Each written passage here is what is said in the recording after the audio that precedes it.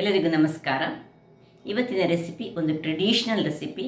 ಹಿಂದೆ ನಮ್ಮ ಅಜ್ಜಂದಿರು ಕಾಲದಲ್ಲಿ ಮಾಡ್ತಿದ್ದಂತಹ ಒಂದು ರೆಸಿಪಿ ಅಂತ ಹೇಳ್ಬೋದು. ಏನಿಲ್ಲ, ಬಹಳ ಸುಲಭವಾದ ರೆಸಿಪಿ ಹಾಗೂ ಹೆಚ್ಚಾಗಿ ಆಷಾಢ ತಿಂಗಳಲ್ಲಿ ಇದನ್ನು ಮಾಡ್ತಾರೆ. ಯಾಕೆ ಹೇಳಿದರೆ, ಈ ಅರಸಿನ ಎಲೆಗಳು ಆಷಾಢ ತಿಂಗಳಲ್ಲಿ ಅಂದರೆ ಮಳೆ ಬಂದಾಗ ಒಂದು ಕೊಂಬಿದ್ದರೆ ಸಾಕು, ನಾವು ಪಾಟಲ್ಲಿ ನೆಟ್ಟರೆ ಅಥವಾ ನಮ್ಮ ಅಂಗಳದಲ್ಲಿ ನೆಟ್ಟರೆ ಅದು ಸಮೃದ್ಧವಾಗಿ ಬೆಳೀತದೆ. ಅದರ ಪರಿಮಳ ಅಂತೂ ಈ ಯಾವುದೇ ಒಂದು ರೆಸಿಪಿಗೆ ಹಾಕಿದರೆ, ಈ ಪಾಯಸ ಸಹ ಮಾಡ್ತಾರೆ, ಅದರದ್ದು ಬಹಳ ಚೆನ್ನಾಗಿ ಬರ್ತದೆ. ಇವತ್ತಿನ ರೆಸಿಪಿ ಒಂದು ಈ ದೇವರಿಗೆ ನೈವೇದ್ಯವಾಗಿ ಇಡುವಂಥ ಸಹ ಆಗ್ತದೆ ಅದು, ಅಂತಹ ಒಂದು ರೆಸಿಪಿ. ಅಥವಾ ಬೆಳಗಿನ ಬ್ರೇಕ್ಫಾಸ್ಟಲ್ಲಿ ಸಹ ನಾವು ಅದನ್ನು ಯೂಸ್ ಮಾಡ್ಬೋದು, ಅಥವಾ ಮಧ್ಯಾಹ್ನದ ಈ ಅನ್ನದ ಬದಲು ಇದನ್ನು ನಾವು ಉಪಯೋಗಿಸ್ಬೋದು. ಹಾಗಾದರೆ ಈ ರೆಸಿಪಿಯನ್ನು ನಾನು ಯಾವ ರೀತಿಯಲ್ಲಿ ಮಾಡಿದ್ದೇನೆ ನೋಡೋ ಮೊದಲು, ಯಾರೆಲ್ಲ ನನ್ನ ಚಾನಲನ್ನು ನೋಡ್ತಿದ್ದೀರಿ, ಯಾರೆಲ್ಲ ಇನ್ನೂ ಸಬ್ಸ್ಕ್ರೈಬ್ ಮಾಡಿಲ್ಲ, ದಯವಿಟ್ಟು ಸಬ್ಸ್ಕ್ರೈಬ್ ಮಾಡಿ, ಸಪೋರ್ಟ್ ಮಾಡಿ ಅಂತ ಹೇಳುತ್ತಾ ಬನ್ನಿ ಅಡಿಗೆ ಮನೆಗೆ ಹೋಗೋಣ. ನಮಸ್ತೆ ಮಿತ್ರರೇ, ಇವತ್ತೊಂದು ಓಲ್ಡ್ ರೆಸಿಪಿ. ಆ ರೆಸಿಪಿ ಮಾಡಲಿಕ್ಕೆ ನಾನು ಈ ಒಂದು ಗ್ಲಾಸ್ನಲ್ಲಿ ಈ ಊಟದ ಅಕ್ಕಿ ಸಾಕ್ತದೆ, ಅಥವಾ ಯಾವುದು ಹೀಗೆ ದೋಸೆ ಅಕ್ಕಿ ಸಹ ನಡೀತದೆ, ಅಥವಾ ಸೋನಾ ಮಸೂರಿ ಯಾವ ಸಾಕ್ತದೆ, ಯಾವ ಅಕ್ಕಿ ಅಂತ 1 ಗಂಟೆಗಳ ಕಾಲ ಚೆನ್ನಾಗಿ ತೊಳೆದು ನೆನೆಸಿಟ್ಟುಕೊಂಡಿದ್ದೇನೆ. ಈಗ ಇದನ್ನು ನೋಡಿ, ಈ ಲೋಟದಲ್ಲಿ 1 ಲೋಟ ನಾನು ತೆಗೆದುಕೊಂಡದ್ದು, ಇದನ್ನು ಇದಕ್ಕೆ ಹಾಕ್ಕೊಳ್ತಿದ್ದೇನೆ.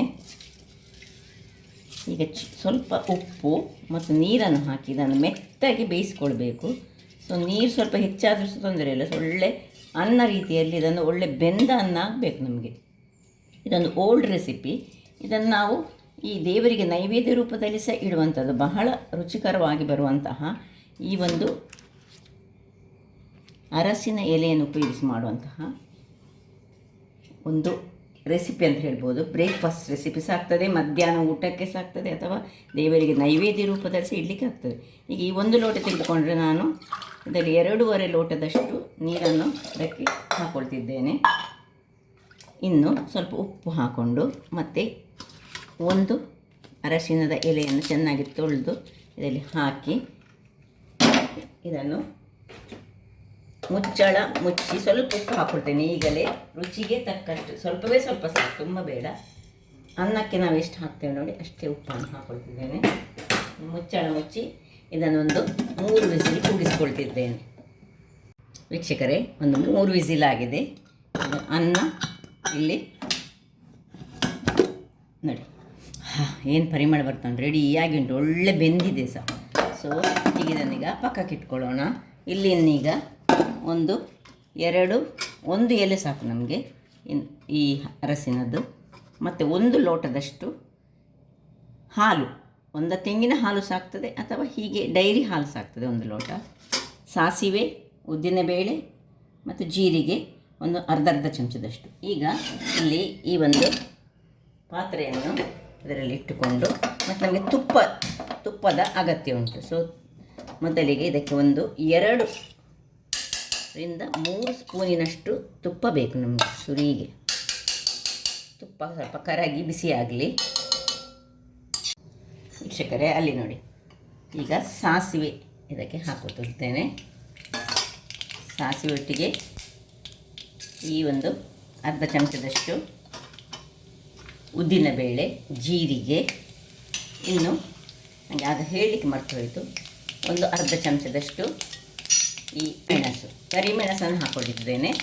ಈಗ ಅದರೊಟ್ಟಿಗೆ ಇಲ್ಲಿ ನೋಡಿ, ಇದು ಒಂದು ಆಪ್ಷನಲ್, ಸ್ವಲ್ಪ ಈ ಗೇರು ಬೀಜವನ್ನು ಹಾಕ್ಕೊಳ್ತಿದ್ದೇನೆ.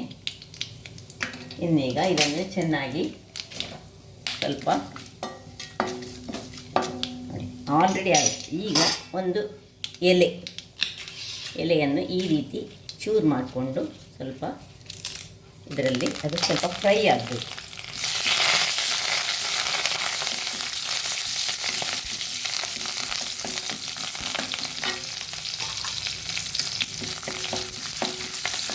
ಏನು ಬೆಂದಂಥ ಅನ್ನ, ಪರಿಮಳಯುಕ್ತವಾದ ಅನ್ನವನ್ನು ಇದಕ್ಕೆ ಶಿಫ್ಟ್ ಮಾಡ್ಕೊಳ್ತಿದ್ದೇನೆ.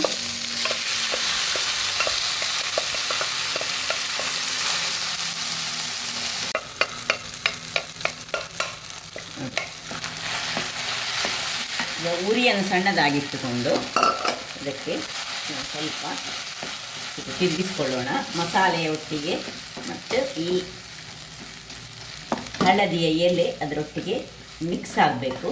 ಇನ್ನೊಂದು ಹಳದಿ ಎಲೆ ಸಹ ಹಾಕಿದ್ದೇವಲ್ಲ, ಅದು ಸಹ ಪರಿಮಳಯುಕ್ತವಾಗಿ ಬರಬೇಕು. ಈಗ ಏನು ನಾವು ಹಾಲು ತೆಗೆದುಕೊಂಡಿದ್ದೇವೆ, ಡೈರಿ ಹಾಲು ಅಥವಾ ತೆಂಗಿನ ಹಾಲು ಯಾವ ಸಹ ಆಗ್ತದೆ, ಇದನ್ನು ಇದಕ್ಕೆ ಹಾಕ್ಕೊಳ್ತಿದ್ದೇನೆ. ಇಲ್ಲಿ ಸ್ವೀಟ್ ಬೇಕಿದ್ದವರು ಬೆಲ್ಲ ಹಾಕ್ಕೊಳ್ಬೋದು ಅಥವಾ ಸಕ್ಕರೆ ಹಾಕ್ಕೊಳ್ಬೋದು, ಏನು ಸಹ ಮಾಡ್ಕೊಳ್ಬೋದು.